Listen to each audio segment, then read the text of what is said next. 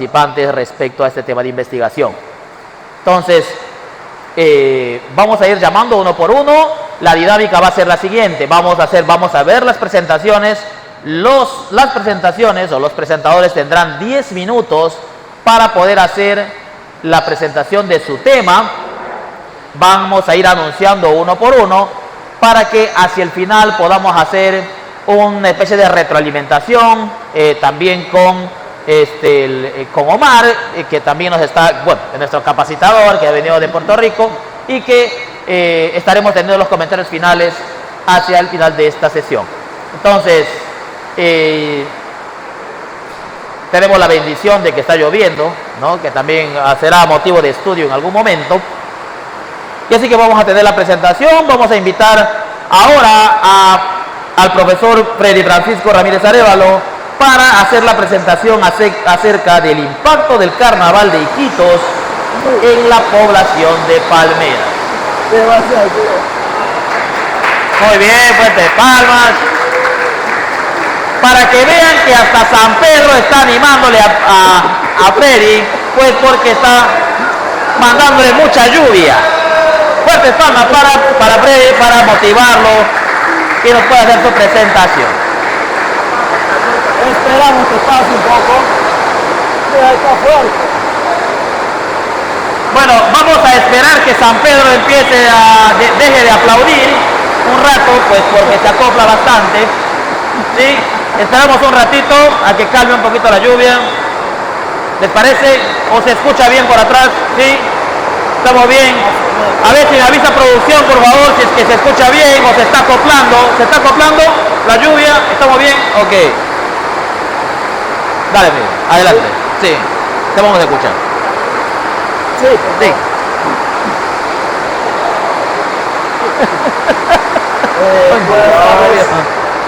Para mí es un gusto estar aquí y conversar sobre esto, que probablemente muchos de ustedes han sido parte, ¿no? También agradecer a Cores por la iniciativa de realizar este curso y fortalecer nuestras capacidades, tanto a nivel docencia como a nivel de estudiantes de pregrado. A Omar también por hacer ese espacio y venir aquí hasta el Amazonas y poder compartir tus conocimientos, que lo haces muy bien. Bien.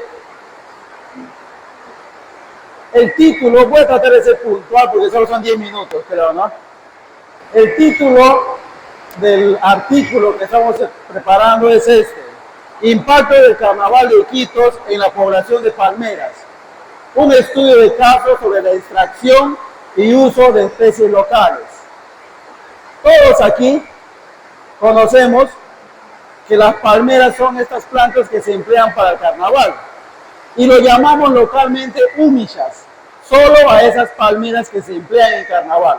Eso lo indico por Omar.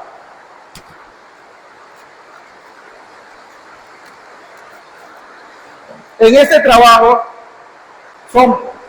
los estudiantes fueron los que registraron los datos. O sea, esto ya se registró en solo un día, en el mes de febrero, 11 de febrero para ser exacto. Sin embargo, hay colegas que también son coautores del artículo que está en preparación. Tal es el caso de Jorge Soliñac, de Nilsson, una socióloga también, Rosani Rivas, Heidi, que va a hacer la tesis de esto, Luana también, Cassandra, etc. Siguiente, por favor.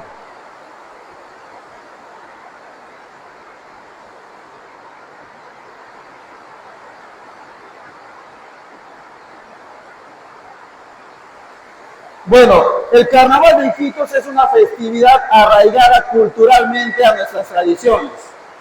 Todos los años se extraen palmeras de las áreas circundantes de Iquitos, ¿no? Se celebra un día sábado, se inserta, se entierra de pie la palmera y al día siguiente, domingo, se la corta nuevamente. ¿Eso qué quiere decir? Que días antes, o sea, por lo menos un viernes o un jueves, ya las comunidades campesinas cercanas a Iquitos extraen el recurso, ¿no? para ser solamente usado 2 días.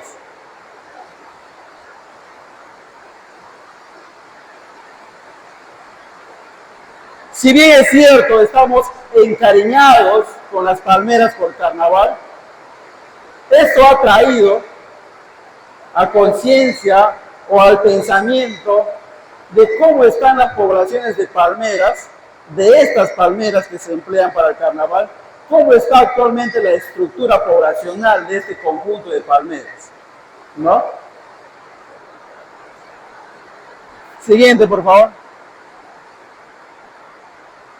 Entonces, el estudio tiene por objetivo evaluar las especies de palmeras empleadas para el carnaval, identificar las especies más utilizadas, explorar la relación entre el uso y las variables socioeconómicas de los distritos de Iquitos, y a través de un enfoque multidisciplinario buscamos proporcionar una comprensión del impacto de esta práctica cultural en la biodiversidad local y ofrecer recomendaciones para su manejo sostenible.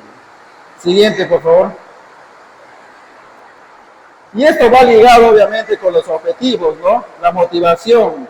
Estamos preocupados. Somos nosotros los encargados o los responsables como facultad, como universidad, de responder estas preguntas. Somos forestales, o sea, cuidamos el recurso bosque. Esto ya va de la mano con los objetivos, que casi es lo mismo. Siguiente, por favor. Entonces, en toda la ciudad se ha censado, no se hizo un inventario, sino se ha censado todo. Iquitos está compuesto por 4 distritos: Punchana, Belén, Iquitos y San Juan. Y las preguntas que necesitamos responder son las siguientes. ¿Qué especies son empleadas en el carnaval de Iquitos? Creemos que es huasaí solamente, creemos, pero no sabemos cuántas realmente son. De estas, ¿cuáles son las 3 especies más empleadas? ¿Qué alturas y qué diámetro promedio tienen estas especies empleadas? ¿Existe correlación entre la densidad de uso y la clase socioeconómica por distrito? En el día de carnaval podemos venir por aquí, por la Arica, no hay obviamente cemento, ¿no? Pero si vamos a la periferia de la ciudad, la densidad aumenta. Siguiente, por favor. Y eso nos lleva a pensar también en otra pregunta. ¿Cuál es la zona de extracción de palmeras? ¿De dónde se están extrayendo estas palmeras? ¿Cómo varía el costo de las palmeras al momento de la compra? O sea, ¿a cuánto lo están vendiendo? ¿Y cómo varía el costo de las palmeras ya con los accesorios? Es decir, la palmera prendida con sus accesorios. Hay diferentes accesorios. ¿Cuánto está valorizado? ¿Cuántas palmeras se usan en esos 2 días? La siguiente pregunta es, si todas las palmeras usadas estarían ubicadas en un mismo tipo de bosque, ¿cuánta superficie estaríamos deforestando y cuánto de carbono dejaría de capturar estas palmeras? Eso nos ha conllevado a tener un resultado preliminar, ¿no? Rápidamente en esos días. Entonces, el mapa que ustedes ven ahí, o la imagen, perdón, cada punto es una palmera. ¿Ya? Cada punto es una humilla. Entonces, en esos 2 días se han empleado 2.200 palmeras como humillas, ¿no? Y hemos llegado a determinar por la encuesta realizada que son extraídas unas cuantas del Momón, allá arriba, otras cuantas, la mayoría de la cuenca del Nanay, otras de la carretera Iquitos-Nauta, unos cuantos, unas proporciones menores de la cuenca del Italia, otro menor frente al bulevar de la isla Iquitos y otro mucho menor allí casi a la desembocadura del río Italia al frente de la ciudad de Iquitos. Serían 6 lugares donde se están extrayendo estos recursos, solo para la ciudad de Iquitos. Siguiente, por favor. La especie más usada fueron el huasaí, que es el género euterpe, pero falta definir si es euterpe precatoria u euterpe oleracea. La cachapona, Socrates exorriza, y en menor cantidad el cinamillo, la huacrapona, el pijuayo y el umburado. Siguiente, por favor. Oh, ahí termina.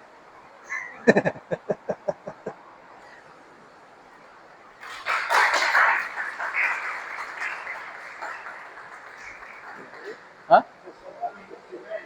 Ya se va mi time, como me has dicho todo ya. Vamos a al final también, porque el final de esta presentación.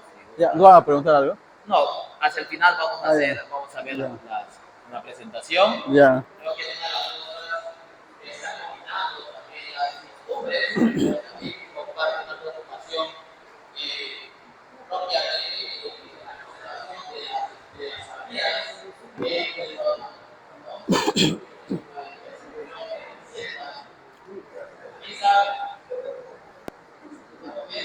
Amigo. Sí. La diferencia va a ser cuando escribimos.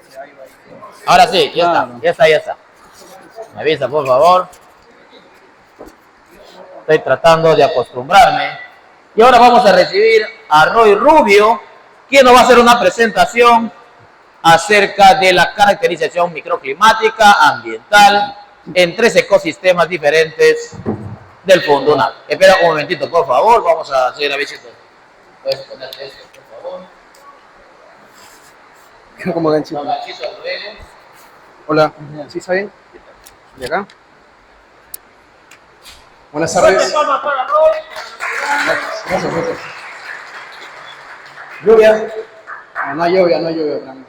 Buenas tardes a todos. Les saluda Roy Rubio. Como verán, este título es un poco confuso, porque así me siento actualmente, para ser sincero.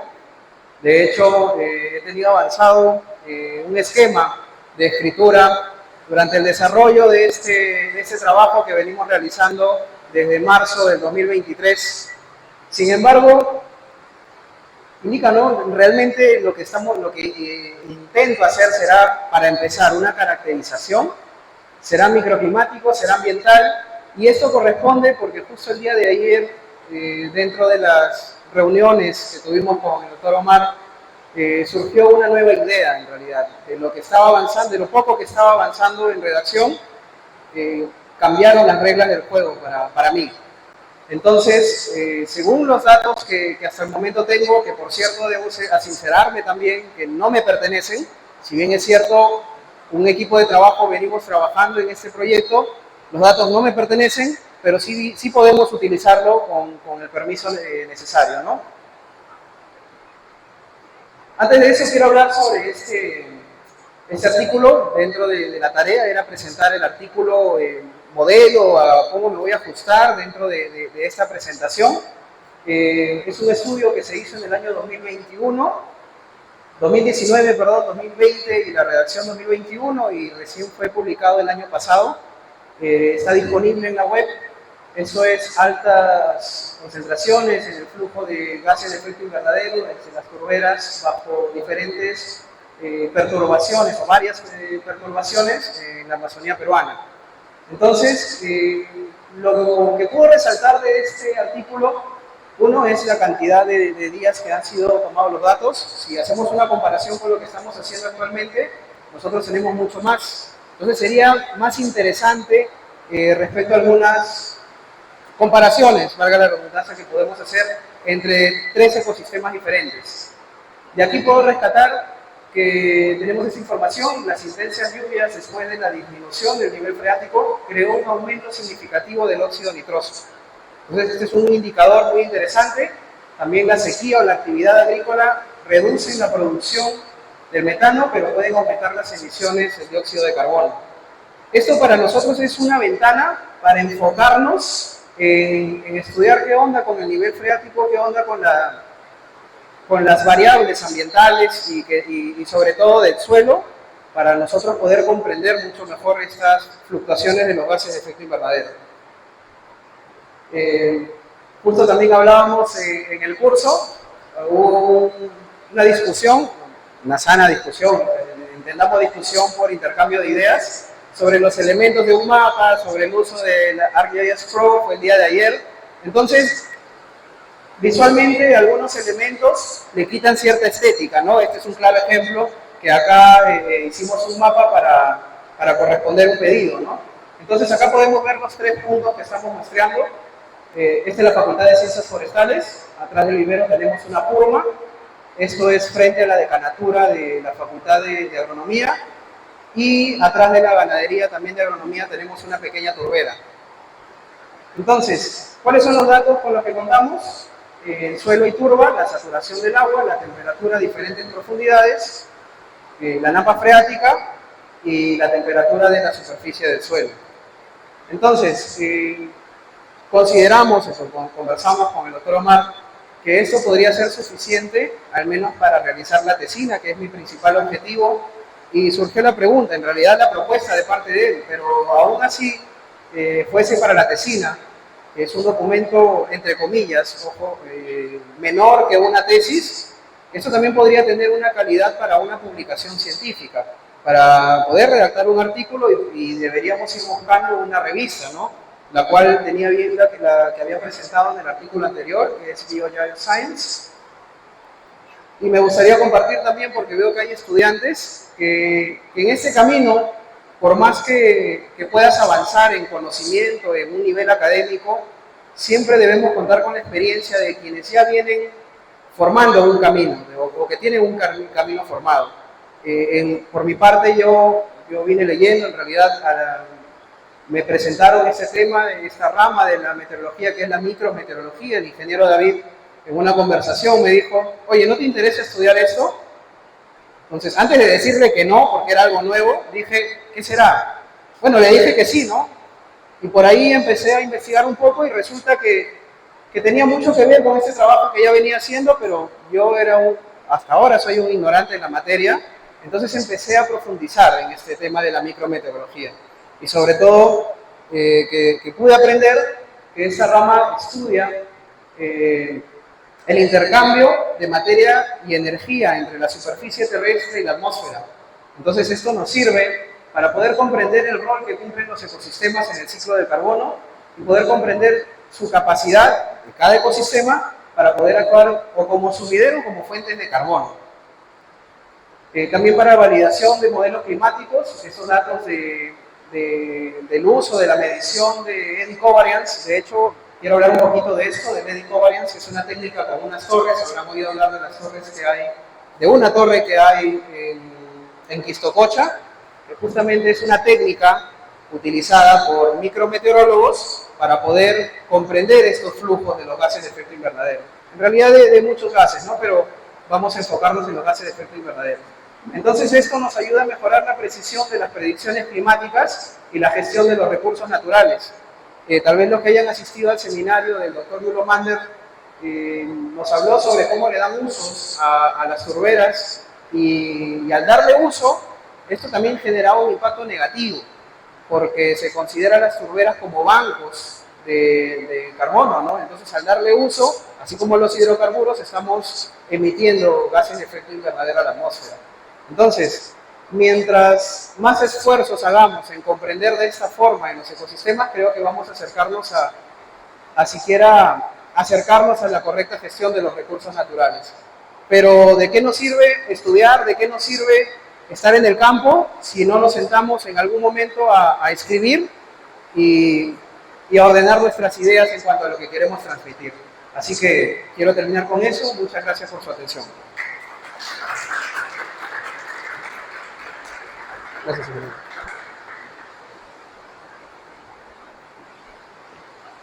Ingeniero. Gracias. Muchas gracias, Roy. Entonces, estamos tratando de comprender y gracias a los ecosistemas, y en ese proceso estamos haciendo investigación. Creo que es una de las cosas que nos está trayendo a poder preguntarnos cómo es que funcionan los ecosistemas, y creo que es lo que nos ha mostrado ahora en la iniciativa de investigación que tiene Roy acerca de la comprensión de estos ecosistemas, de poder comprender esta parte de meteorología que muchas veces no lo vemos con tanta precisión.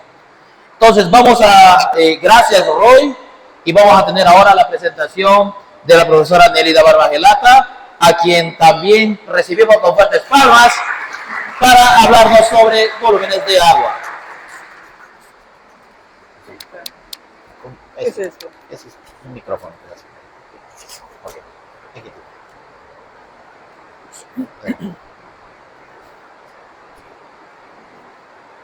Bien.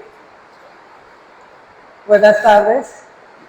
A ver, voy a presentarles ahora un trabajo realizado referido a lo que es el volumen de agua almacenada en los árboles y su contribución a la conservación de los bosques de la Amazonía peruana. ¿No? Vamos a ver precisamente, este es un tema que a mí me interesa bastante, sobre todo cuando hablamos de cómo conservar mejor nuestros recursos y nuestros bosques tropicales. Sabemos que los bosques amazónicos se constituyen en una parte integral del sistema climatológico, ¿no? A nivel global. Cómo esto influye en las lluvias y en que realmente sabemos que nuestros bosques, ¿no?, mediante la evapotranspiración de los árboles, también contribuyen bastante a este ciclo hidrológico. Pero ¿qué tanto sabemos realmente de cómo estos árboles están contribuyendo? Y estamos viendo el cambio climático, cómo se va dando. Venimos observando año tras año estos cambios, en algunos sitios las sequías, en otros las inundaciones. Entonces nos preguntamos cuál es el papel que juegan los árboles en este ciclo.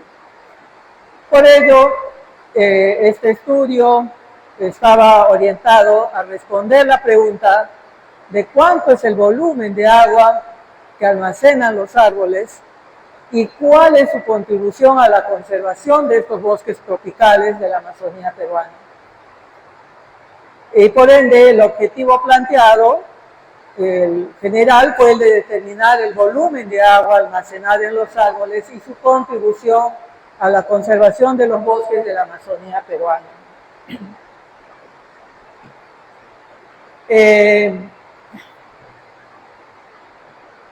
La metodología usada estuvo basada, los datos fueron extraídos del inventario forestal que se viene llevando a cabo la Facultad de Ciencias Forestales, y de ellos escogimos 4 bosques, ¿no?, en los cuales se realizó prácticamente la limpieza de los datos para tener exactamente la veracidad de la información, y la población estuvo constituida por árboles con un DAP mayor o igual a 10 centímetros en 32 hectáreas, distribuidos en bosques de vadillal alto seco, vadillal alto húmedo, bosque primario de la Reserva Nacional Alpaguayo-Millana y el bosque intervenido del Arboretum El Guayo, ¿no? El volumen de agua por árbol se obtuvo usando la forma de diferencia del volumen total del árbol en estado fresco menos el volumen de biomasa del árbol. Y para definir el estado de conservación de bosques, se ponderaron valores obtenidos de 13 indicadores con los calificativos de bueno, regular y malo. Esto es una metodología que lo ha planteado el Ministerio del Ambiente.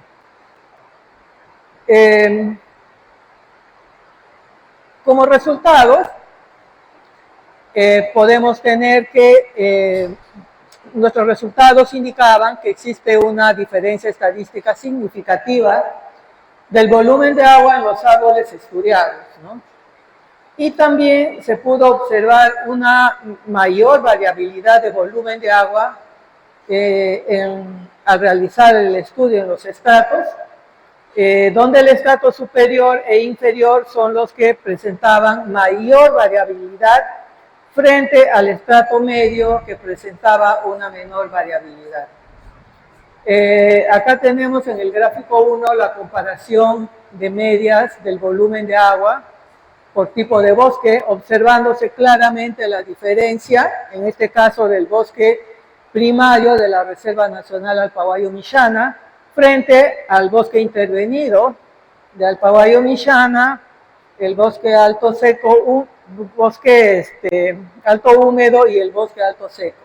Entonces, casi todos están en la misma línea, pero se ve claramente la diferencia con el del bosque primario. Luego tenemos también, al hacer una inferencia y un estudio en cuanto al mapa de calor y dendrograma de los bosques, esto es como una síntesis de lo obtenido, vamos a ver que tanto el bosque, el varillal alto seco y el varillal alto húmedo se agrupan, ¿no? Están agrupados y tienen casi el mismo valor. Aquí lo único que se observa es que el bosque de varillal alto seco presenta el valor más alto en cuanto al número de árboles por hectárea. Aquí tenemos las variables que hemos usado, que es el número de árboles por hectárea, número de familias, volumen de agua y número de especies, ¿no? Y acá tenemos a los diferentes bosques.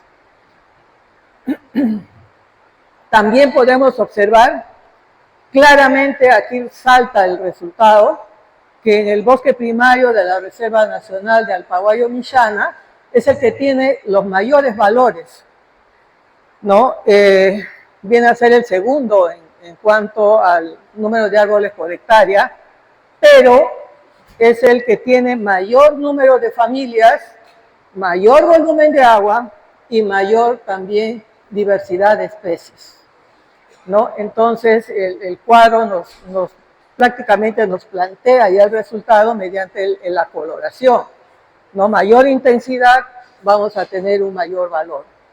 Y en cambio, vemos claramente que el bosque intervenido de Arboretum El Guayo, estamos observando que los valores, es el que ha tenido los menores valores en las diferentes variables, ¿no? Entonces, y está solo, ¿no? Estos se agrupan y este es el que tiene el mayor número de valores. Eso es está plasmado básicamente los resultados obtenidos. Luego también tenemos, ya para hacer la comparación y ver qué tanto influye en la conservación del volumen de agua de los árboles, ¿no? Aquí podemos ver, aplicando la metodología, vamos a tener, estos son ya los puntajes que se han obtenido de los 13 indicadores. Hay una tabla que tiene los valores y vemos que el bosque de varillal alto húmedo, el bosque de varillal alto seco y el bosque intervenido del arboretum tienen valores casi similares.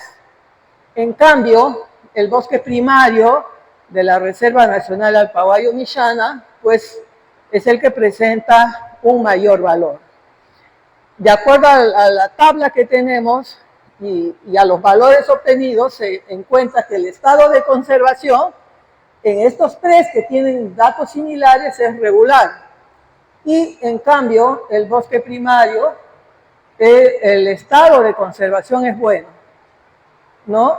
Y vemos el volumen de agua aquí abajo para poder hacer la comparación Y vemos que efectivamente el bosque primario es el que tiene mayor volumen de agua y tiene un estado bueno de conservación.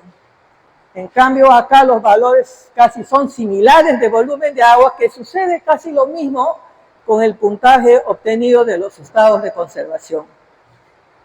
Y bueno, no hay una relación directa entre el número de árboles versus el volumen de agua, porque vemos que el mayor número de árboles se encuentra en el bosque de varillal alto seco, ¿no? Y seguido del bosque primario. Pero cabe indicar que estas dos áreas son muy cercanas. Igual sucede acá en el intervenido de Alpaguayo-Millana con el alto húmedo. Bueno, ese es el resultado que tenemos y de acuerdo a ello las principales conclusiones que hemos llegado o que se ha llegado a tener es de que hay una relación significativa entre el volumen de agua por hectárea y el estado de conservación de los bosques amazónicos. Por otro lado, el volumen de agua almacenada en los bosques tropicales varía significativamente según el tipo de bosque. Y también se ha observado que hay una relación inversa entre la densidad de la madera de los árboles y el volumen de agua almacenada. Y también se ha identificado que ciertas familias de árboles como las euforbias y las moráceas desempeñan un papel importante en el almacenamiento del agua en los bosques tropicales estudiados, y de ahí la relevancia que tenemos de comprender las interacciones que existen entre especies y su contribución al ciclo hidrológico. Eso es en forma bastante general, hay mucha más información, pero por el tiempo y teniendo que extraer lo más relevante, es lo que puedo alcanzar a todos ustedes y espero que les sirva de algo. Gracias.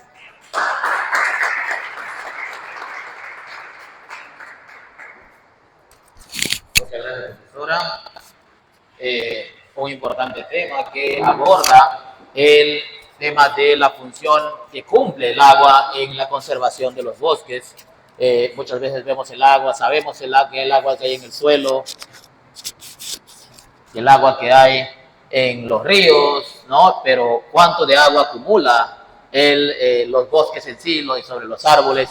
¿Y cuál es su función en relación a la conservación de los bosques? Creo que es importante conocerlo y es lo que nos ha mostrado la profesora Bárbara Gelata.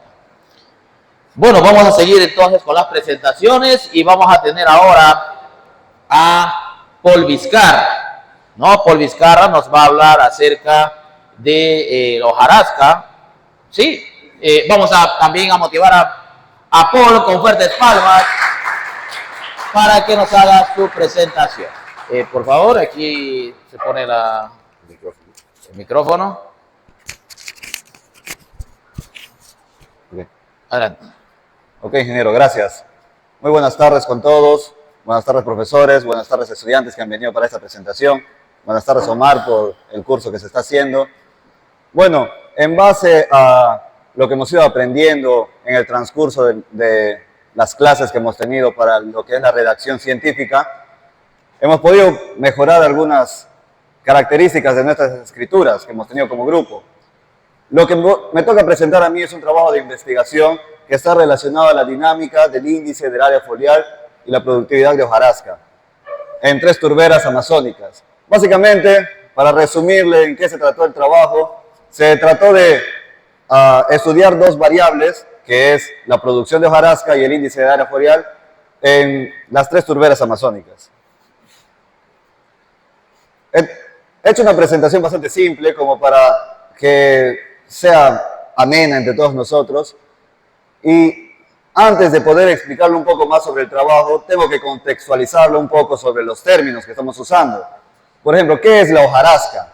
La hojarasca básicamente son todos los tejidos de cambio que tiene el árbol durante su proceso de crecimiento o desarrollo. Todos esos tejidos de cambio se ven reflejados en las hojas que se desprenden, las ramas menores de 2 centímetros de diámetro, porque las mayores de 2 centímetros de diámetro ya se considera como necromasa, es una clasificación que hacen de las partes de la biomasa. También está considerado los frutos, las semillas, las flores y todo lo demás tejidos de cambio que realiza la planta durante su crecimiento. Pero ¿por qué es importante la hojarasca? Porque tan solo representa del 4 al 6% del total de la biomasa, pero ese 4 y 6% está directamente relacionado con la calidad del bosque, con la producción del bosque, básicamente. ¿A qué nos quiere decir esto? En palabras simples, el tejido principal con el cual la energía entra a un sistema boscoso es la hoja, sin duda, mediante la fotosíntesis. Entonces, la planta, al hacer la fotosíntesis, tiene una parte de la producción de energía que está haciendo que lo usa para fijar estructura dentro de su tejido. La planta va creciendo, la planta va desarrollándose, y si en el ecosistema no hay una buena calidad de hojarasca, podemos deducir de que los árboles no están creciendo correctamente. Bueno, para poder evaluar la hojarasca, básicamente se necesitan unos colectores que tienen que tener un área conocida. En la fotografía podemos observar acá las características de la hojarasca, cómo es en el suelo, y los colectores que se necesitaron para poder hacer esta evaluación. Siguiente diapositiva. Otro de las variables que estudiamos fue el índice de área foliar. ¿Y qué es el índice de área foliar?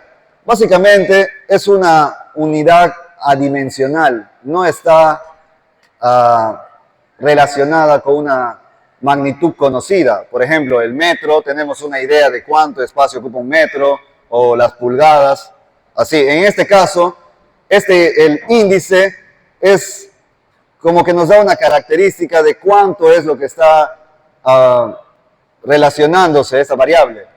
En pocas palabras, de manera más simple, el índice de área foliar es la relación que tiene un espacio del suelo con relación a los metros cuadrados de hojas que existe. Lo digo de otra forma. En un metro cuadrado, ¿cuánto de metros cuadrados de hoja puede entrar? A su vez, como la producción de hojarasca, son dos variables que están directamente relacionadas con el componente hoja. Y podríamos deducir de que ambas variables van a tener un comportamiento similar porque ambos vienen de la hoja. Pero en la investigación que hemos estado haciendo, hemos podido observar que ambas variables tienen diferencias muy características.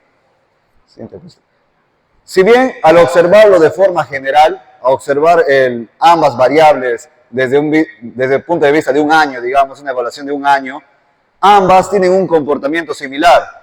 En la gráfica que yo he presentado, se observan los resultados de ambas variables, tanto de la hojarasca, que es al lado derecho, bueno, al lado izquierdo, para ustedes derecho, y el lado izquierdo, que es el índice de área foliar. La distribución de ambas son muy similares, o sea, en ambos tipos de bosque, la producción de hojarasca en San Jorge fue mayor, en el bosque de Buenavista la producción fue intermedia, y en el bosque de Quistococha fue mucho menor. Se podría decir que tuvieron la misma distribución, pero al observar la producción de la hojarasca y del índice de área foliar durante los periodos de meses, podemos ver que hay un cambio totalmente diferente. Ambas variables ya no tienen la misma relación. Entonces, lo que podemos especular, porque relativamente el trabajo no se está enfocando en esa parte, pero es uno de los resultados que nos ha mostrado, es de que existen muchas otras variables que van a hacer que cambien esas dos variables, valga la redundancia. Una puede ser la fenología, otra puede ser el estrés hídrico, también la cantidad o la rapidez que puede tener el cambio de hojas. Por ejemplo, las palmeras, hemos observado de que el cambio de hoja de las palmeras es mucho más lento que de un árbol leñoso. Eso podría ser otra de las razones por la cual hay un cambio muy significativo entre ambas variables por mes. Bueno, al observar y analizar ambas variables, a comenzar a jugar estadísticamente con todos los datos que hemos obtenido, podemos confirmar que al menos una de las parcelas es significativamente diferente a las demás parcelas. Pero, como hemos aprendido en el curso, muchas veces las publicaciones o los trabajos que realizamos no necesariamente nos dan solamente una respuesta, sino que nos termina generando mucho más preguntas de las que inicialmente hemos tenido. Y eso es un buen pie o un buen punto para fomentar otras posibles investigaciones. Por ejemplo, nosotros hemos analizado la producción de la hojarasca en los bosques de turberas y les cuento así de forma breve. La turbera es un ecosistema que se caracteriza por acumular materia orgánica. La principal materia orgánica que va a acumular es la hojarasca porque es el tejido que más cambia dentro de un bosque. Entonces, nos podemos quedar con la pregunta de que ¿cuánto de esta hojarasca queda como acumulación en la turbera? Eso sería un estudio más que se podría generar a partir de las preguntas que hemos hecho con este trabajo. Siguiente diapositiva. Y eso sería todo. Gracias.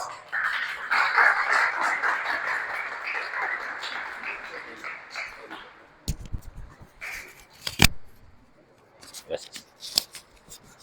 Gracias, Paul. Bueno, importante trabajo también que viene haciéndose sobre áreas de turberas, estos ecosistemas especiales que acumulan grandes cantidades de carbono y que, por cierto, son muy importantes para el equilibrio del clima global. Entonces, los aportes que se tengan en este entorno de investigación creo que también están orientados a poder aportar a que podamos tomar mejores decisiones a futuro, en un futuro inmediato, en relación al cambio climático. Y eso creo que también es una importante contribución. Luego esta presentación, vamos también a tener la presentación gracias Paul, y vamos a tener la presentación del profesor Denilson del Castillo, quien nos va a hablar sobre calidad de planta en vivero forestal, a quien recibimos también con fuertes palmas para motivar, ¿no? Sabiendo que tenemos 10 minutos, ingeniero, por favor, la producción me está pidiendo que ponga el micro. Bien, muchas gracias, amigo Soliñar. Bien, amigos, buenas tardes. En especial también saludarles a los promotores de este gran evento, grandes especialistas, también aquí nuestro amigo David. Bien, en esta oportunidad, el tema todavía en proceso. Yo sé que en el camino habrá algunas modificaciones, pero la idea es esta, ¿no? Vamos a evaluar lo que es la calidad de planta y vivero forestal en nuestro clima, porque revisando algunos artículos e investigaciones, no se ha dado en bosque tropical, solamente en bosque templado. Bien, la finalidad de esta investigación es para poder reforzar en cuanto está óptimo las plantas desde el punto de vista del vivero, no de su formación, en 5 etapas de altura llamado tratamiento, en este caso que son alturas, ¿no? Para poder implementar en algunos, poder usar de repente en campo definitivo y ver la adaptación de esto en diferentes etapas de altura. Pero nos hemos basado prácticamente en una entrevista con aquellos que trabajan en los viveros para preguntarles la altura que ellos pueden ya trasplantar esta planta, ¿no? Pero nosotros vamos a basarnos científicamente. Entonces, la limitación de esto, más que todo, no solamente es para poder reforestar, para poder plantarlo, sino también con fines de aprovechamiento en el tiempo, un proyecto sostenible en plantaciones, ¿no? Bien, justamente como tenemos poco tiempo, la metodología que hemos utilizado, el área de estudio fue en el Centro de Investigación y Ciencia Forestal de la Facultad de Ciencias Forestales de la UNAM, ¿no? Si bien es cierto, contamos con una diversidad de plántulas, en este caso el estudio se ha basado en 4 especies, pero voy a presentar 2 porque 2 están en proceso todavía, lo que es la especie de tornillo y el otro es capirona, ¿no? Entonces, el proceso empezó desde la selección del vivero, ¿no? Estamos hablando de 4 retenciones, 4 especies y 5 tratamientos de edad diferente. Lo que es el abonamiento es de lo que se ha utilizado normalmente ahí, lo que es gallinaza, tierra normal y lo que es palo podrido. Una vez terminado el proceso de lo que es vivero, se pasó a lo que es el laboratorio, ¿no? Adelante. Bien, Podemos ver el proceso de toma de datos en la cual, sinceramente, hemos tenido que sacrificar estas plantitas. Estamos hablando por cada tratamiento 5, 25, casi 100 plantitas, ¿no? Tenemos que hacer eso para poder sacar los datos exactos, ¿no? Hemos sacado de la bolsita, hemos llevado lo que es al laboratorio para poder eliminar todas las impurezas, poder medirlo, ¿no? Ya el diámetro, la altura tanto del sistema radicular y la parte aérea. Le hemos pesado, bueno, peso húmedo, posteriormente le hemos puesto a la estufa en 3 días, ¿no? Para poder ver la temperatura constante de esto y sacarlo nuevamente ya y pesarlo, ¿no? Tenemos los diferentes procesos de pesado, ¿no? Peso húmedo y al final el peso seco. Pase Bien, para poder nosotros determinar, si bien es cierto, existe varias ecuaciones o varias fórmulas para poder ver la relación de esta, podemos mostrar este cuadrito, que es la fuente de Science 2010, un estudio basado también en lo que es calidad de planta. Hemos usado la calidad y rango, dentro de ellas tenemos la altura, pero en este caso nosotros hemos proporcionado los tratamientos, diferentes alturas, pero ellos nos dan una altura adecuada para que pueda pasar a campo definitivo. Tenemos el diámetro basal, que justamente es el diámetro del cuello de la plantita, que está en milímetros, claro que eso se mide con una regla Vernier, que es graduada, ¿no? Vemos la calidad de rango, nos dice que mayor de 4 es alta y menor de 2.5 es baja y entre 2.5 y 4 es media, ¿no? Tenemos lo que es la lignificación, también porcentaje, podemos ver ahí la calidad y rango, ¿no? Alta, media y baja. Tenemos la relación altura-diámetro basal, que eso justamente va a ver lo que es la robustez de la planta. Nos va a decir ahí el nivel que se encuentra para que pueda soportar, depende de la adaptación, pero también vemos la relación biomasa seca aérea y biomasa seca raíz, que nos da la significancia de que si ellos van a poder desarrollarse en cuanto a su crecimiento. Claro que es importante también lo que es la parte de la sobrevivencia de las plantas, ¿no? Porque si bien es cierto, si vemos algunas investigaciones o algunas tesis que están también en la universidad, es algo subjetivo lo que están viendo la calidad. Dicen regular, malo y bueno, pero lo ven desde el punto de vista de repente algo por el tronco que es regular, de repente torcido, pero vamos a ver el punto de vista que esto nos estamos proyectando, es algo prospectivo, ¿no? Viendo más adelante que esta especie, de acuerdo a lo que vamos a nosotros a definir la calidad, ya sea alta, media y baja, nos va a definir que esto en el tiempo va a ser una buena planta, ¿no? Tenemos el índice de calidad de Dixon, que justamente se refleja en el desarrollo y la adaptación en campo definitivo, y también vemos los rangos que están marcando ahí, calidad y rango, ¿no? Vemos la alta cuando es mayor que 0.5 y medio 0.2 entre 0.5, ¿no? Y baja menos de 0.2. Adelante. Bien.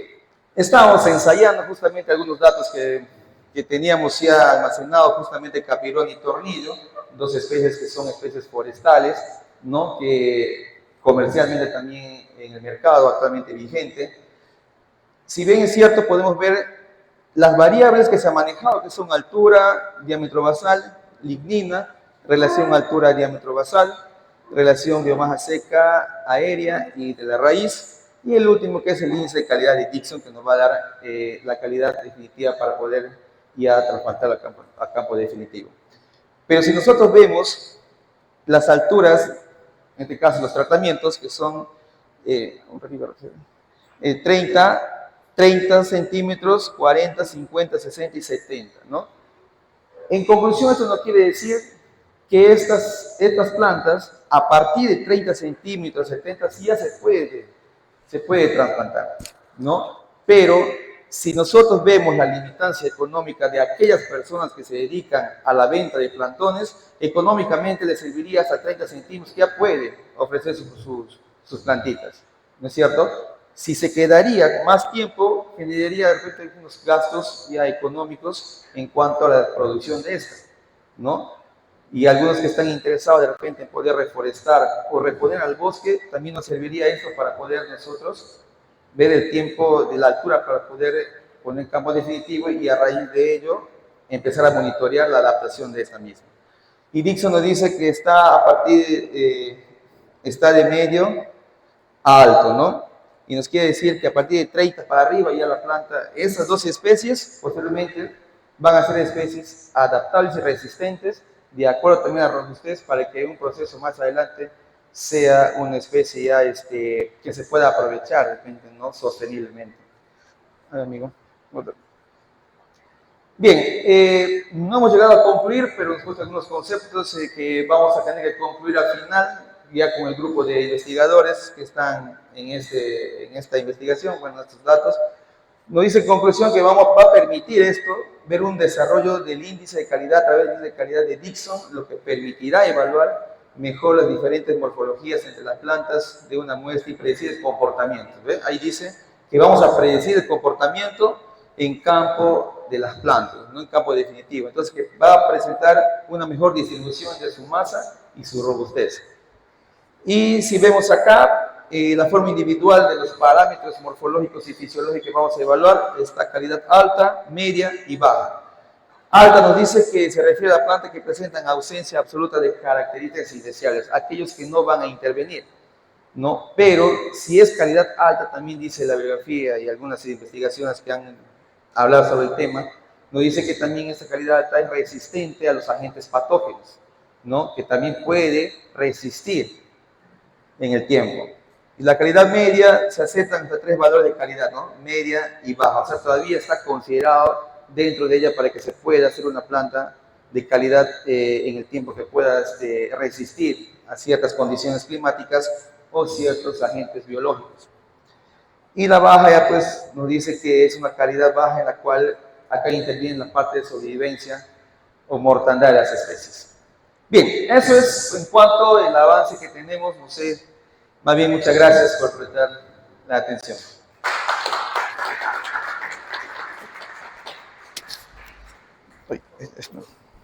Muchas gracias, Denilson.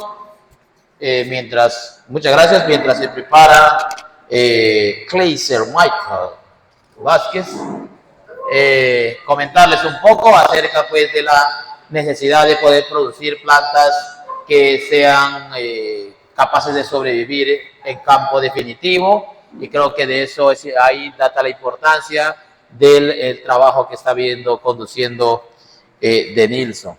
Entonces vamos a tener la siguiente presentación por parte de Michael sobre modelamiento espacial, a quien le recibimos con fuertes palmas y le vamos a pedir por favor que vayamos, así como los demás, vaya respetando el tiempo de 10 minutos para poder tener el tiempo ahí, nuestro siempre control de tiempo está hostigándonos siempre. Adelante, Mike.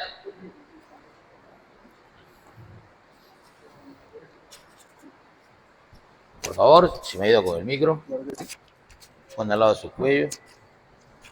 Gracias. Adelante. 10 minutos y con. Buenas tardes con todos.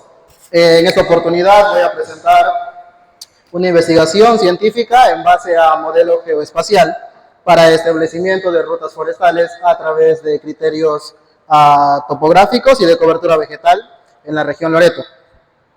Esta investigación pues lo estamos desarrollando en conjunto con el ingeniero David Urquiza y como podrán observar eso está más enfocado al término o al tema geoespacial. Entonces, dentro de la metodología pues tenemos todo este flujo. En los sistemas de información geográfica siempre es importante trabajar con flujos de trabajo para de esta manera pues nosotros poder obtener resultados en orden, sobre todo porque eso es lo importante dentro de los geoprocesamientos. Entonces, los datos que se han utilizado dentro de esta investigación son básicamente pues datos raster, que tiene que ver con modelos de elevación digital en 3 aspectos de lo que viene a ser en sus cuestiones de resolución espacial. Hemos trabajado con 90 metros de resolución espacial, con 30 metros de resolución espacial y finalmente con 12.5 metros de resolución espacial. Esto lógicamente enfocados en la región Loreto, y a raíz de todos esos datos ya compilados, también hemos hecho la descarga de lo que viene a ser los títulos habilitantes. Actualmente en la región Loreto contamos con 151 títulos habilitantes de calidad o estimación vigente, y a raíz de eso lo que nosotros hemos realizado es justamente hacer los criterios de exclusión para que finalmente podamos obtener nuestra área de estudio. Entonces, los criterios que nosotros hemos tomado en cuenta para poder trabajar el modelo geoespacial es que no solo tengan de condición vigente, sino que también la obtención de estos títulos habilitantes haya sido a través de concursos públicos. Entonces, una vez que nosotros realizamos ese criterio de exclusión, finalmente hemos decidido trabajar con superficies o hectáreas superiores a 25.000 hectáreas, quedando finalmente con un total de 9 títulos habilitantes para nuestra área de estudio. Todo este geoprocesamiento se ha realizado mediante el lenguaje de programación Python, pero que para que pueda ser replicado por otros científicos o analistas de datos, lo hemos pasado a lo que viene a ser Model Builder, que es pues una de las herramientas que nos permite tener a ArcMap o ArcGIS en su conjunto, que simplemente son herramientas visuales que ayudan a realizar muy fácil los geoprocesamientos. Y finalmente lo que el modelo hace, como lo decía el título, es establecer rutas forestales con los criterios ecológicos o ambientales o cualquier otro criterio que nosotros deseamos agregar al modelo, y lo que nos bota es un archivo shapefile y finalmente también una base tabular que está compuesta en Excel. Entonces, uno de los resultados dentro de lo que viene a ser la metodología es justamente la limpieza y criterios de exclusiones para quedarnos solo con los nuevos títulos habilitantes. Como podrán observar en el mapa, se tiene pues la distribución que justamente es a lo largo y extenso de toda la región Loreto. Y estas son las 9 concesiones o títulos habilitantes con los que se ha trabajado dentro de la investigación. Entonces, como resultado, obtenemos todo esto ya graficado, creo yo, para que sea más entendible, que a través de los modelos de elevación digital, lo que nosotros podemos obtener es justamente el slope, y a raíz de eso realizar una reclasificación para que de este modo podamos obtener lo que viene a ser el vacío de la información que se tiene con el geoprocesamiento de modelos de elevación digital. Esto a su vez en asociación con la vegetación, y acá quiero recalcar algo.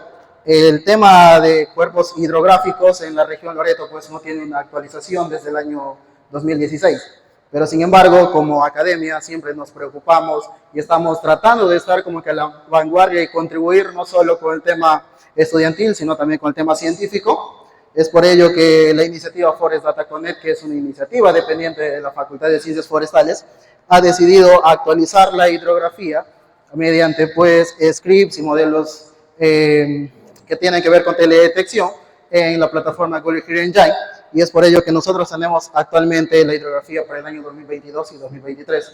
Esto nos ha servido lógicamente como base para poder trabajar el modelo, puesto que sabemos que en la Amazonía, sobre todo, los ríos son demasiado dinámicos.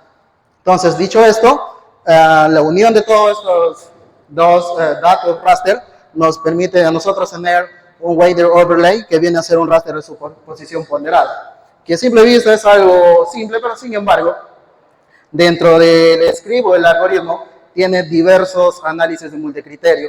Eso ya depende, nuevamente repito, de qué criterios deseamos poner al algoritmo. Y que finalmente pues, nos bota como resultado costo-distancia, que quiere decir que nos permite a nosotros obtener una carretera, un camino o el término que tú le deseas poner a este, para que finalmente pues, puedas obtener la mejor ruta o la ruta idónea. Y es por ello que finalmente te permite obtener el establecimiento de ruta forestal final. Para que se entienda un poco, para los que hacemos SIG y trabajamos con bases de datos, acá presentamos el esquema lógico de la base de datos, que simplemente son los subproductos que se vienen obteniendo durante los geoprocesamientos para que finalmente podamos obtener esa ruta. Dentro de uno de los objetivos de esta investigación era justamente poder determinar cuánto es el tiempo y la precisión que se puede obtener mediante este algoritmo y obtener resultados mediante cada uno de los procesamientos en diversas escalas de lo que viene a ser pues, la obtención de esas rutas. Normalmente, un analista SIG lo que hace es establecer esas rutas, también depende mucho del criterio de cada uno que tenga, y lo hace de manera manual. Entonces, para los nuevos títulos habilitantes, lo que nosotros hemos obtenido es un mínimo de 37 minutos de manera manual y un máximo de 1 hora con 6 minutos realizando este tipo de modelado de manera manual. Sin embargo, haciendo uso del modelo y el script para una resolución de 90 metros de resolución espacial. Tenemos un mínimo de 51 segundos, o sea, pueden observar que la disminución de tiempo es abrupta, y un máximo de 1 minuto y 46 segundos. Entonces está reduciendo notablemente lo que viene a ser justamente el uso de tiempo hombre en cada uno de esos trabajos. La revisión que nosotros hemos obtenido durante este proceso nos indicaba que podemos realizar este tipo de modelados, pero que sin embargo, a medida que la resolución espacial va siendo mucho más pequeña, en este caso es 12.5 el máximo, por así decirlo, mucho más alta, ¿ok?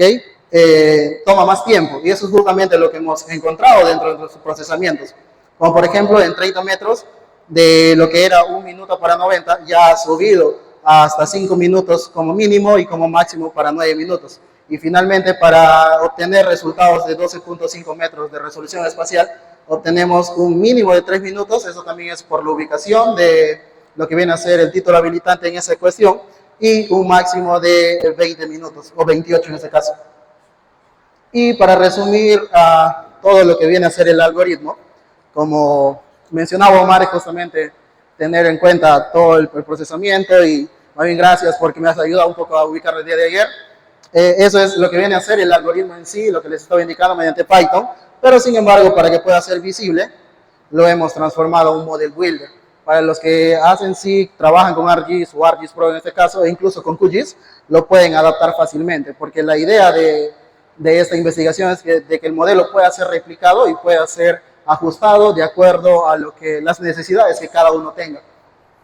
Y eso finalmente, pues, como resultado, nos da esto, no ayuda mucho la resolución, pero sin embargo, podemos observar que el punto azul donde termina es la ciudad de Iquitos. En este caso, para el modelo hemos tomado como punto de referencia el puerto Masusa, y en este caso tenemos lo que viene a ser la concesión forestal maderable y afines, que es en esta parte. Y lo que nos está indicando los resultados es de que, por ejemplo, para el 90 metros de resolución, en tema terrestre tenemos 33.30 kilómetros de resolución, e incluso eso nos viene a indicar que esto es un camino o carretera idónea para hacer el aprovechamiento forestal. Y en cuestiones fluviales tenemos 426.15 kilómetros. Entonces, ¿cómo va mejorando el algoritmo en base a lo que nosotros vamos aumentando la resolución espacial?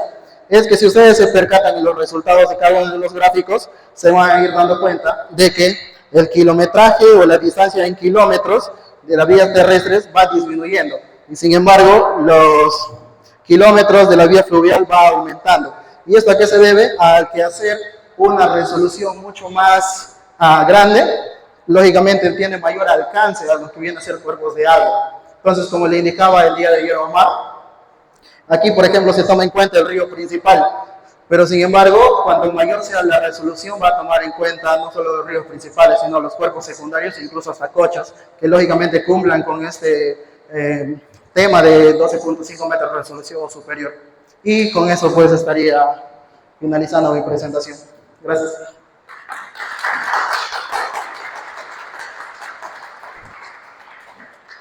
Me robé un minuto. Gracias. Por fin.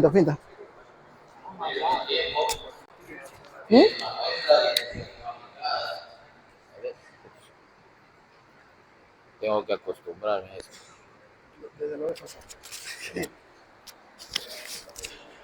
Es una, por favor, gracias. Es una muestra de investigación aplicada que, que traza rutas a partir de un trabajo geoespacial. Vamos a invitar entonces a la profesora Marlene Anduro, por favor, para hacer su presentación el día de hoy. Está relacionado con el índice del valor forestal y la estructura arbórea de calles y parques de la zona monumental de Iquitos, a quien recibimos con fuertes palmas también para motivarla y nos puede hacer la presentación el día de hoy acerca de bosques urbanos. Adelante, profesora, para hacer su presentación.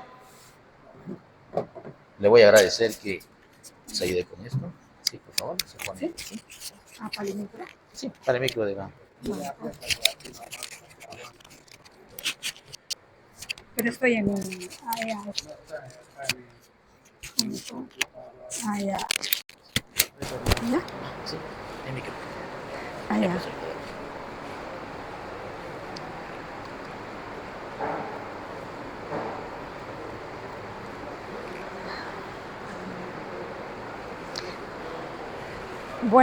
Buenas noches.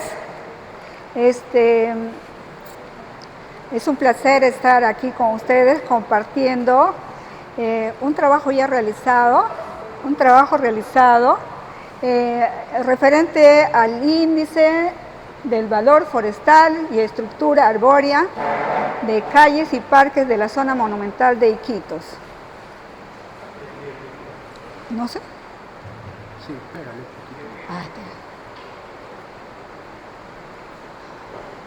Entonces,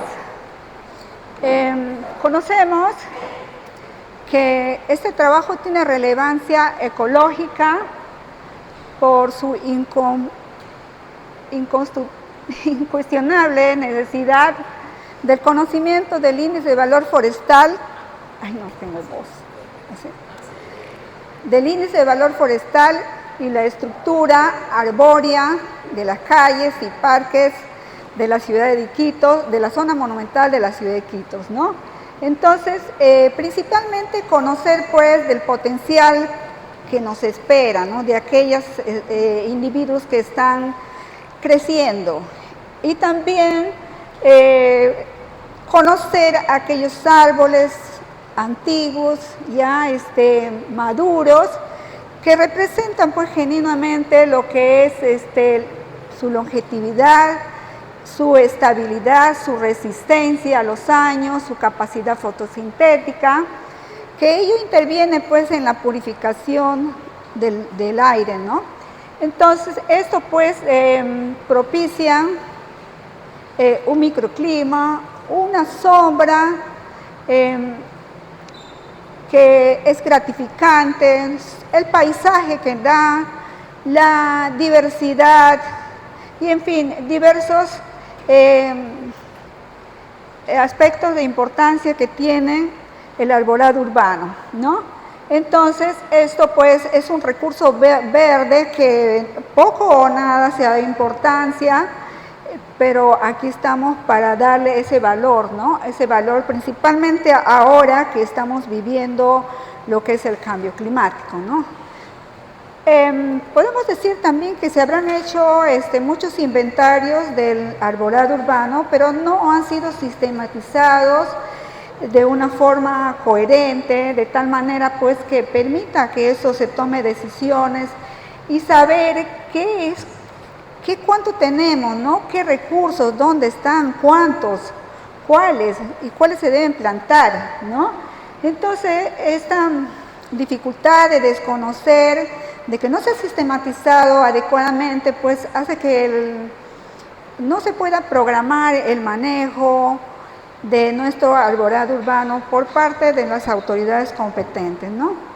De esta manera, se tiene como objetivo pues estudiar, evaluar lo que es el índice de valor forestal y la estructura de las calles y parques. Con materiales y métodos tenemos que la ubicación en primer lugar se hizo en la zona monumental, que constituye pues desde Tábara hasta la Quinta Cuadra, luego viene hasta el Amor, 2 de Mayo, todo lo que es el Malecón, ¿no? Entonces ahí tenemos los materiales, imágenes de ArcGIS, imágenes de Google Earth, isómetro, láser, pasé rapidito, y hoja de registro, ¿no? Se hizo un inventario urbano, ¿no? De la zona monumental de Quito, de todos aquellos individuos pues que potencialmente podrían ser árboles algún día, ¿no? El índice de valor forestal en primer nivel es el estrato inferior que corresponde al plano horizontal, que es el diámetro. Luego, como segunda instancia, incluye la altura de los estratos del plano vertical, y la tercera, que es el nivel del estrato superior del plano horizontal, es decir, la cobertura. Para redondear la idea de lo que es la estructura, también consideramos lo que es la distribución espacial por el método Cox. Aquí está la fórmula del índice de valor forestal, ¿no? Que es índice de valor forestal, diámetro relativo, altura relativa, cobertura relativa. Todos ustedes son, la gran mayoría acá presentes, son forestales, ecólogos, han hecho alguna vez el índice de valor de importancia, que es el IVI. Aquí, en aquella versión es aquella que tiene una importancia para el aprovechamiento, para saber la abundancia, la frecuencia, la dominancia y su sociabilidad, ¿verdad? Pero en este caso estamos viendo otro tema más ecológico porque está considerando la cobertura relativa de la copa del árbol. Entonces ahí viene la diferencia y que este estudio, creo que hay dos a nivel de Google académico, ¿no? En las cuales me he basado. Entonces diríamos que en el Perú es nuevo, es el único, ¿no? Aquí tenemos la estructura vertical que lo da Carrión Sánchez, es uno de los autores que toca el tema. Está hasta de 1 centímetro a 10 una estructura hasta mayor de 50, ¿no? Que es la estructura horizontal, que es del diámetro. Luego tenemos la estructura vertical, se refiere a los estratos, ¿no? Inferior, menores de 3 metros, medio de 3 a 9, superior, mayor de 9. Y el cálculo de cobertura se realiza con el área de la elipse, ¿no? Se mide la copa de los árboles de lado a lado para aplicar la fórmula correspondiente a la elipse. Entonces, esta es la novedad de este índice, ¿no? Que te va a ver la cobertura de la copa del árbol, ¿no? Y qué servicios ambientales puede dar. Acá tenemos el método Cox, ¿no? Que es el clásico, para el índice de distribución espacial. Y acá me voy a los resultados rápidamente. Encontramos que 986 individuos en un total entre calles y parques, ¿verdad? Quisiera decirles que el 50% en ambas partes han sido la familia Arecacea, ¿no?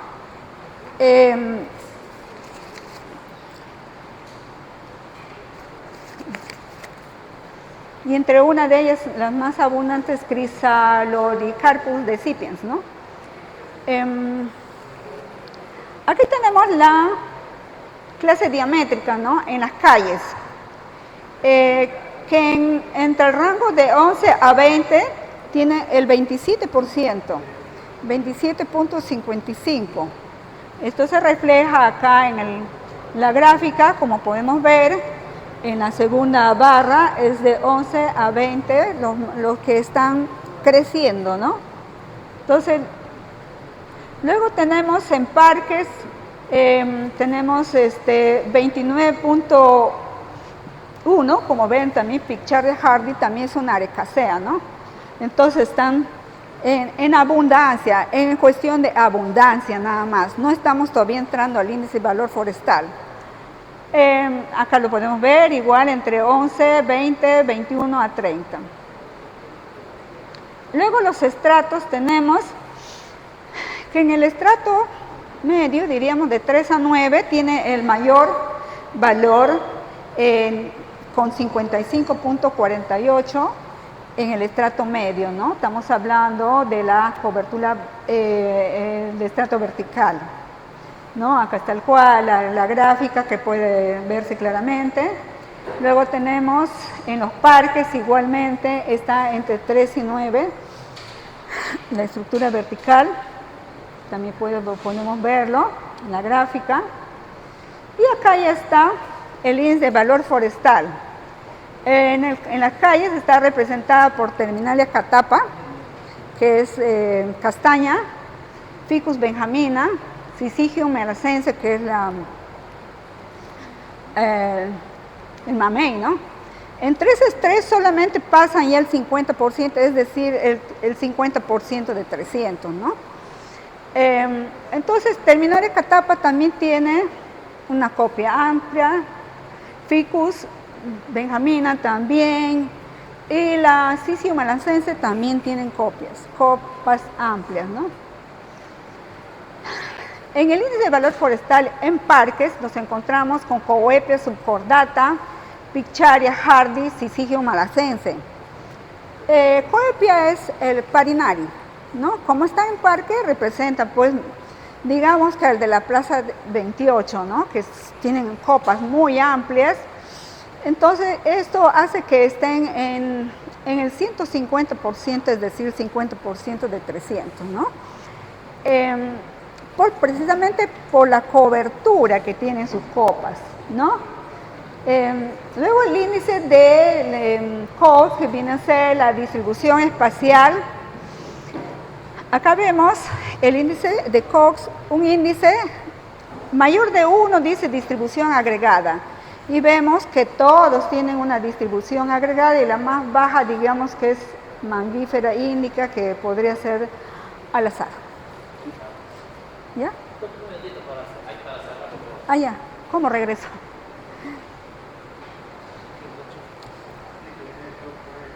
No.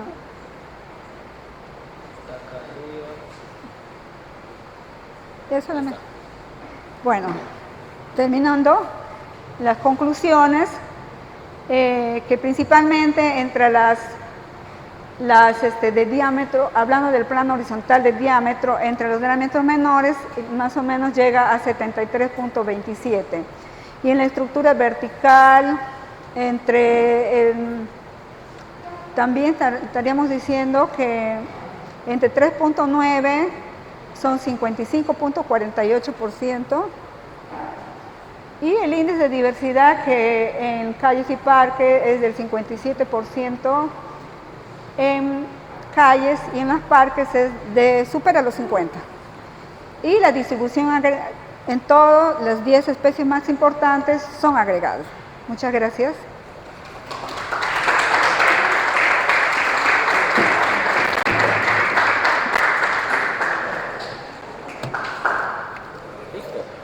Listo. Ah, ya. Esto para ustedes. El micro.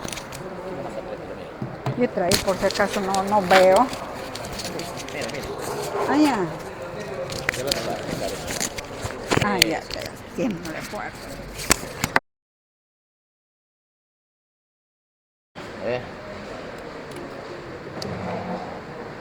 Muchas gracias, profesora. Siempre importante el poder hablar de los bosques, los árboles que se encuentran en las zonas urbanas, y vamos a invitar finalmente a Freddy Francisco. Freddy, por favor, vamos a repetir el plato. Me avisan, por favor, que dice si está para que nos hable precisamente en el entorno de la última presentación que hizo la profesora Marley, también de árboles urbanos, un importante tema que ha tomado fuerza en los últimos tiempos, pues también ha habido una promoción por parte del Servicio Nacional Forestal para aquellos árboles que tienen historia, ¿no? Entonces, si bien estamos viendo la necesidad de poder tener áreas verdes en las ciudades, áreas verdes como por ejemplo, bueno, el estándar dice que 9 metros cuadrados por persona, ¿no? Y en la ciudad estamos bastante deficientes todavía. Entonces necesitamos trabajar mucho en esto. Pero también en este contexto hay que trabajar en aquellos árboles urbanos que tienen historia, pues por ahí ya nos va a contar un poco Freddy acerca de este tema. Y vamos a recibir a Freddy pues con fuertes palmas. Freddy, por favor, ven haciendo tus movimientos, ¿no?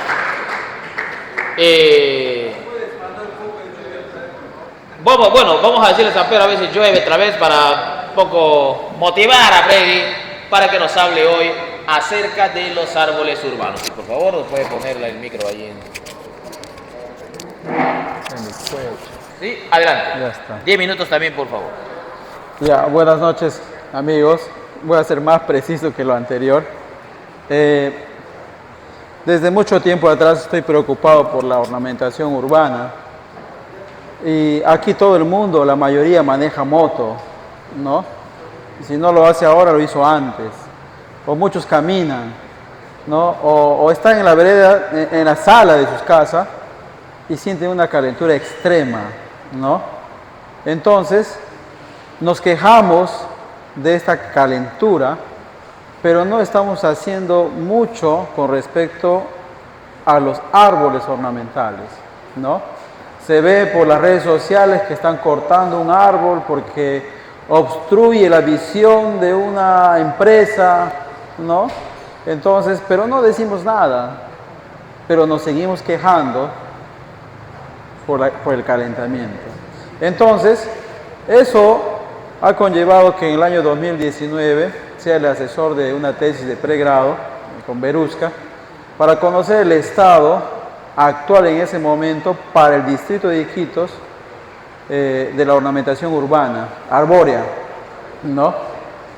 Y eso, como un piloto, nos sirve ahora para preparar, para ya venir desarrollando este proyecto que lleva como título Evaluación del Estado y Propuesta de Mejoramiento de la Ornamentación Arbórea en la ciudad de Iquitos. Ya, siguiente, por favor.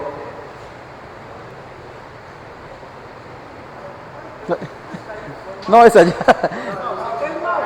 ¿Sí? Ya. Disculpe. Entonces, la ornamentación urbana juega un papel muy importante, ¿no? Sirve como espacio para que las aves perchen, ¿no? Sin embargo, ustedes quizás no recuerden, pero yo, Nelly, de repente nos haces recordar, ¿ya? Pero yo recuerdo que cuando era niño, la plaza de armas tenía abundante mamey, ¿no?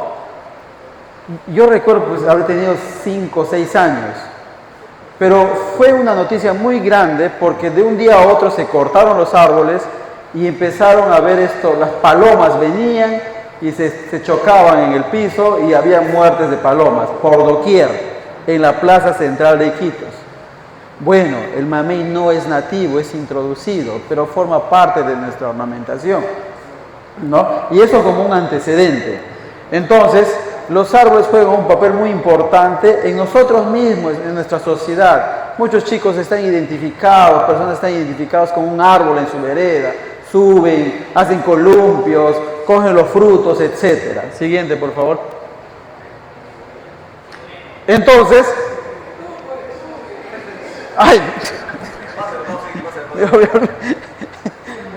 es que yo mientras hablo me imagino el momento y me desconecto de eso, ¿ya? Entonces, esto nos ha llevado a hacernos las siguientes preguntas. Discúlpeme, tengo que voltearme a leerlas, ¿no? ¿Qué especies componen la ornamentación urbana? ¿No? ¿Cuáles son las 10 especies más abundantes? ¿Cuáles son las alturas y diámetros promedios de estos árboles? Casi similar al anterior proyecto, ¿existe una correlación entre la densidad de árboles y la clase socioeconómica por distrito? ¿Cuál es la procedencia de estas especies? ¿Cuánto carbono almacenan los árboles urbanos? Y si existe un déficit de estos árboles ornamentales. Yo estoy seguro que muchos de aquí piensan que el pan del árbol es amazónico. El pan del árbol es una especie introducida. Hay muchos aquí que piensan que el mango es amazónico y el mango es introducido, ¿no? El 2019, ya que hicimos este exploratorio, pero resultó en una tesis, llegamos a la conclusión que el 90% de árboles en el distrito de Iquitos eran introducidos, ¿no? Casi el 55% a nivel de especies eran introducidos y el 45% eran nativos. Eso a nivel de especie, ¿no? Pero estamos ubicados en un lugar, en Amazonía, donde ostentamos uno de los récords mundiales, no uno, sino el más alto de diversidad de árboles en el mundo. Pero nuestra ornamentación urbana está alejada de esa realidad. Entonces, desarrollar, este trabajo aún está en desarrollo, pretende ser una herramienta o una base para plantear mejoras en la ornamentación de nuestra ciudad. Siguiente, por favor. Actualmente, ya en el anterior estudio teníamos el problema de la georreferenciación de las palmeras, donde nuestra UMISH estaba aquí y luego al ver los datos, las coordenadas, nos salía en la huerta de un vecino, ¿no? Y eso probablemente por el error, la precisión, la conexión, etc. Sin embargo, actualmente con Cincia, en el marco del convenio con la facultad, con la universidad, los especialistas de Cincia me sugirieron emplear este aplicativo ArcGIS Survey 123 del ArcGIS Pro, donde ya con mis estudiantes de práctica preprofesional en estas vacaciones que pasaron y ahora con los chicos de botánica general y botánica sistemática estamos haciendo el censo de todos esos árboles desde Bellavista, Nanay, y pretendemos llegar hasta el Barillal, porque hasta el Barillal ya se extiende la ciudad, ¿no? Entonces el estudiante registra, se pega al árbol y empieza a registrar datos de altura del árbol, el diámetro, el diámetro de copa, paralelo a la calle, perpendicular a la calle, el estado sanitario del árbol, y en tiempo real con esta herramienta yo lo puedo ver, ¿no? Entonces, hasta ahora, en el distrito de Punchana se han registrado aproximadamente unos 500 árboles, ¿no? Entonces, para mí, yo estoy contento con esta herramienta. Siguiente, por favor. Y en tiempo real puedo yo apreciar los datos que los chicos van generando, ¿no? Aquí lo más importante y lo más no lo más importante, lo más anecdótico y lo que sobresale es, por ejemplo, nosotros no tenemos clinómetro para que cada estudiante vaya y a tomar las medidas, pero hay aplicativos que te generan esa precisión. Lo descargas de Google Play, entonces ahora estamos empleando, por ejemplo, el TRIS. Entonces el estudiante agarra su celular, dispara arriba, dispara abajo, la altura, ya lo hemos comprobado. El error es mínimo, centímetros, ¿no? De la misma manera, la identificación estamos empleando, es una identificación preliminar, pero ayuda, y el estudiante se practica, toma foto del ejemplar, lo pasa al Google Lens, lo verifica en Lin Naturalis y lo llena a la base de datos al toque. Después ya va a venir una fase de revalidación o el control de calidad de la identificación con las fotografías que han generado. Cada estudiante, cada árbol es fotografiado, hoja, flores, frutos, corteza y con el fondo de la dirección de la casa, ¿no? Entonces podemos tener hasta 5 o 6 fotos de cada árbol y vamos a poder identificar posteriormente. Aquí también tenemos tesistas. Planeo que este censo pueda terminar el siguiente semestre. Muchas gracias.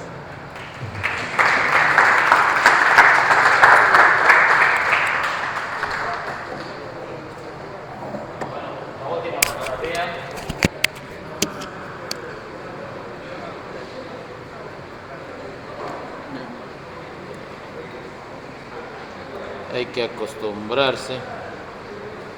Ok. Muchísimas gracias. Muchas gracias, Freddy, por la presentación. Voy a agradecer, por favor, si me ayudan con las luces de acá del costado.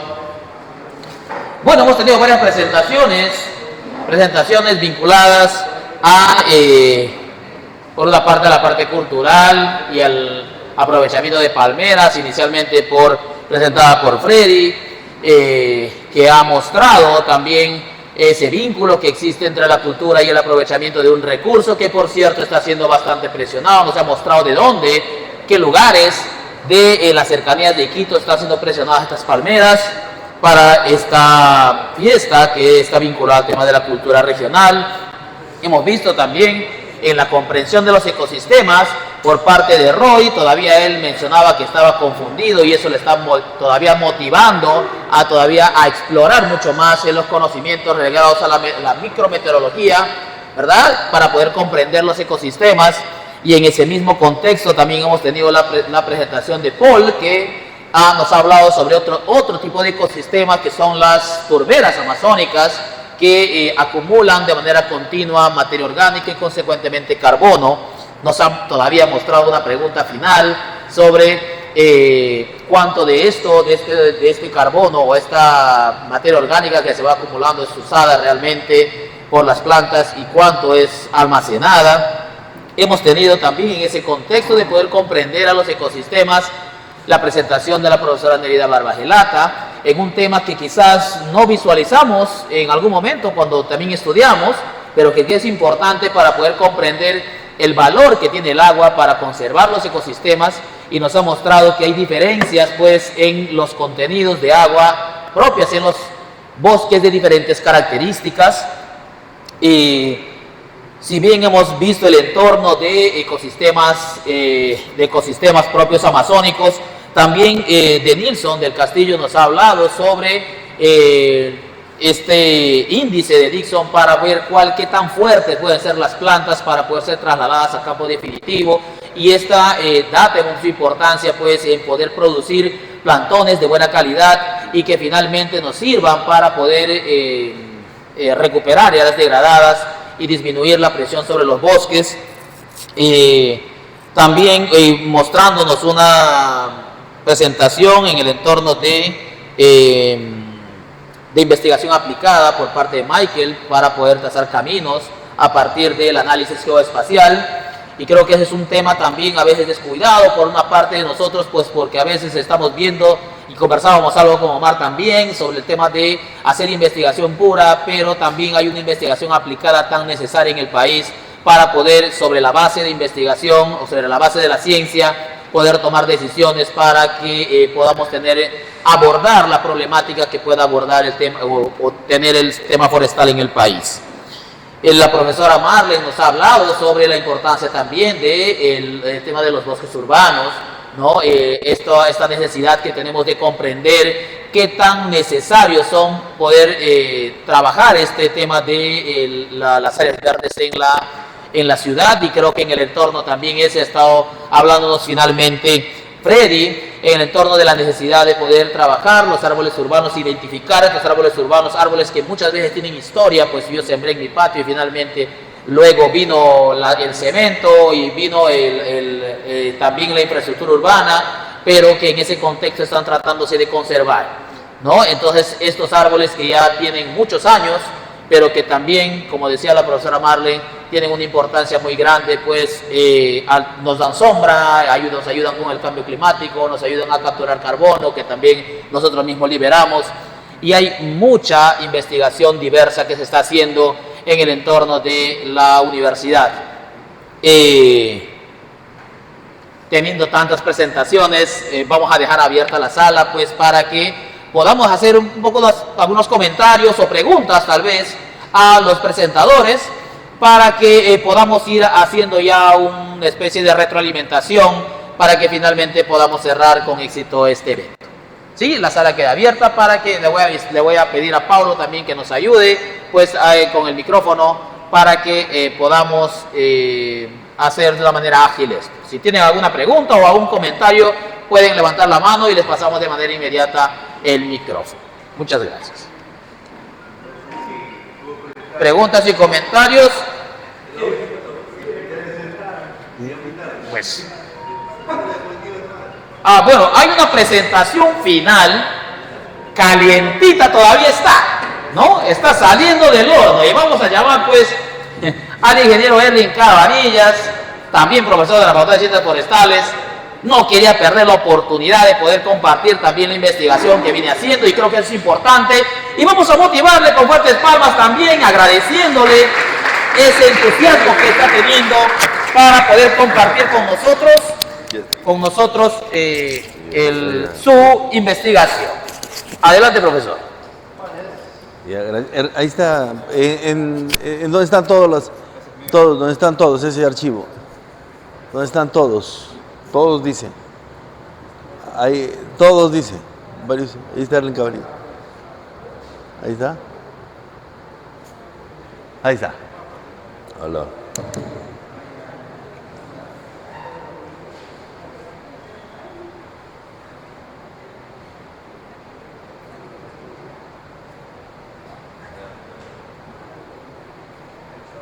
Ya, bien. Me interesé el trabajo con Madera Quinilla, que ya habíamos hecho un previo trabajo en la UCP con estudiantes sobre características de esto, como antecedente. Y conversé con el doctor Torres Vázquez, esposo de la ingeniera Urguita, justo, y con ella estamos tratando de trabajar en este tema. Él tiene una visión mucho más extensa que la mía, y yo creo que estoy más centrado en este trabajo, primero y luego extender. Él alucina, y yo lo escucho, el doctor Torres Vázquez, él sueña, tiene un sueño mucho más grande en explotar esto, hacerlo mucho más grande, este tema de puentes aplicables a la selva tropical.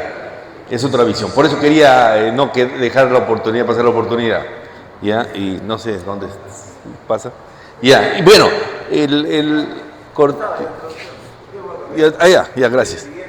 Ya, no hay más. Bueno, les decía que, bueno, ahí en el 2008 se hizo un estudio con 32 especies forestales sobre sobre madera quinilla más que todo, y otras especies que sirven para usos, diferentes usos en el aspecto constructivo más que todo.